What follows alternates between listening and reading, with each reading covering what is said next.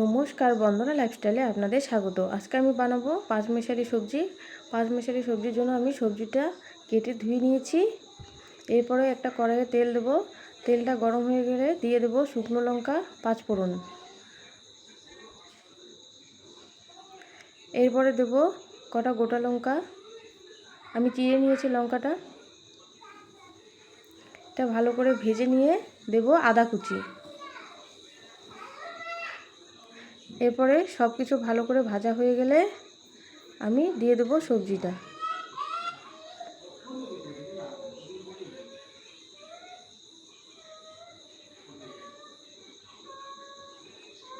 সবজিটা আমি দিয়ে নিয়েছি। ভালো করে নেড়ে চেড়ে দিয়ে দেবো লবণ আর হলুদ।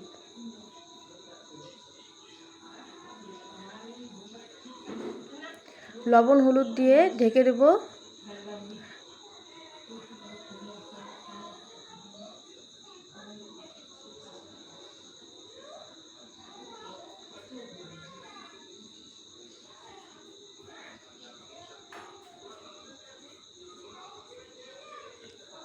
ঢাকা দেওয়ার পরে সবজিটা আমার সেদ্ধ হয়ে গেছে।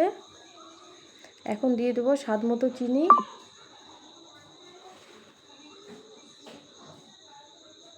আমি এখানে জিরে গুঁড়ো অ্যাড করেছি। গোটা জিরে কড়াইয়ের মধ্যে ভেজে গুঁড়ো করে দিয়েছি। তোমরা পারলে এটা দিতে পারো, আবার জিরে গুঁড়ো দিতে পারো। জিরে গুঁড়োটা দিয়ে আমি নামিয়ে নিয়েছি। এরকম পাঁচমিশালি সবজি কার কার ভালো লাগে অবশ্যই জানাবে।